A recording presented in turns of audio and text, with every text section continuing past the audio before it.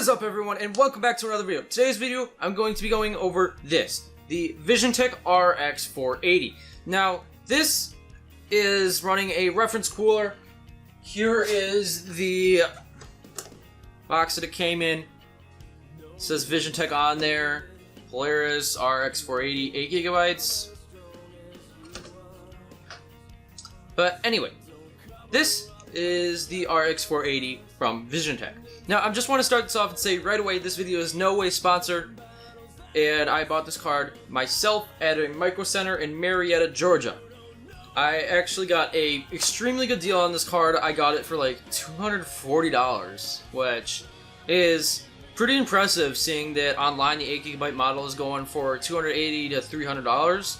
So yeah, for this price point, I really feel like it's a really good deal. You'll see after I throw the benchmarks at you. Very good deal. So yeah, now let's start off with a physical overview of the card. So at the front of this, we have what kind of reminds me of the Fury X and the R9 Nano and stuff like that, with this plate that has a similar pattern on it to the R9 Nano and the R9 Fury X. It's plastic, however, it's not metal. We have a little Radeon symbol right here, Radeon on the fan. We have our fan. We have another Radeon right here. We have our 6-pin power. We have our I/O, which consists of 1 HDMI and 3 display ports. This is HDMI 2.0, and these are all DisplayPort 1.4 ports, and they are HDR ready. So now we're going to take a look at the back of the card. So on the back of the card, you will notice that the PCB does not extend all the way out to the end of where the cooler is. You have a good 2 inches here of space, so if you were to be building in a smaller system, you can potentially use this card on an aftermarket cooler, as it could potentially be shorter, so it would be good for builds or ITX builds or stuff like that. So this is a blower style card, as I'm sure you can see, so it's going to exhaust all the air out back here. It is quite hot as I was just using it, so you can be quite sure that it is going to generate some heat, being an AMD GPU. So now I'm sure you're just like, okay, we get the physical overview, we all know what one looks like, we've all seen plenty of reviews of this card before, but yeah, I kind of understand. But so now we're gonna hop into the benchmarks. I'm gonna tell you the specs of the system and the card while we're at it, and then you go, come back to me. This card was benchmarked using a FX8320E overclocked to 4.2 GHz, 8 GB of RAM at 1600 MHz, and was powered by a 550 watt power supply. The specs of the card are as followed: 2,304 stream processors, 36 computer units with a core clock of 1120 MHz, a boost clock of 1266 MHz. This specific card has 8 GB of GDDR5 VRAM, 8 gigabits per second for the memory clock, a 256-bit bus, and 256 gigabits per second of memory bandwidth. This card also has a 150 watt TDP and support for AMD FreeSync DirectX 12, Vulkan, and is rocking 4th generation GCN architecture. This card is also built on the Polaris 14nm FinFET.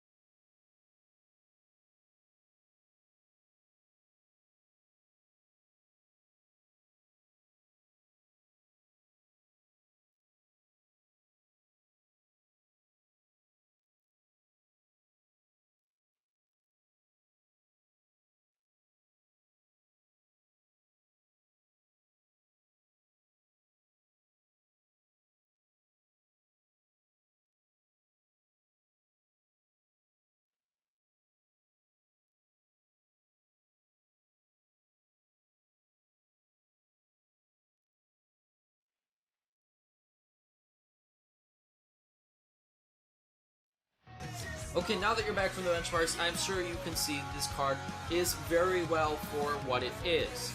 Being $240, I feel this was strongly that this was a very well done card, and that you are sure to like it if you're on a budget and you can find a Micro Center near you where you can buy this card at the cheap price that I got it. So, now one thing I do want to say is this card performs very similar to a 970, which I have a video up here if you want to go check out, which is benchmarks of my personal rig. It does use a different CPU, however, it uses a i5 6500 instead of an FX 8350, so take that into account when you're watching the video, as they were benchmarked with different CPUs and slightly faster RAM in my 970 build. If you guys would like to see benchmarks consisting of a more powerful system to alleviate more bottlenecks, I can do that, but I just did benchmarks with the system that I built this card into to kind of just show what the average consumer might have and who might buy this. Because coming from an AMD FX chip, if you bought something like that, you're probably on a slightly tighter budget than someone who has something like an i5. So someone who has something like an i5 may go a 1060 route or a 1070 route. So as a person with a FX series chip, this may be more viable option because A, you can find them for cheaper, and B, it's, I don't know, AMD fanboy, I guess. But that's really it. That's really all I wanted to say about this card. But yeah, so if you want to go watch the build on my 970, go watch the build on that.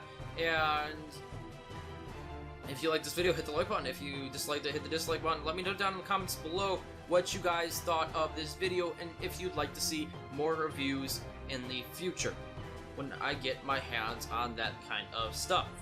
So, if you'd like to stick around and see more content, hit that subscribe button down below. I have quite a few videos coming, one of a all AMD system, which I kind of hinted to the benchmarks of this card, and one of a used PC, which I have just behind this monitor right here.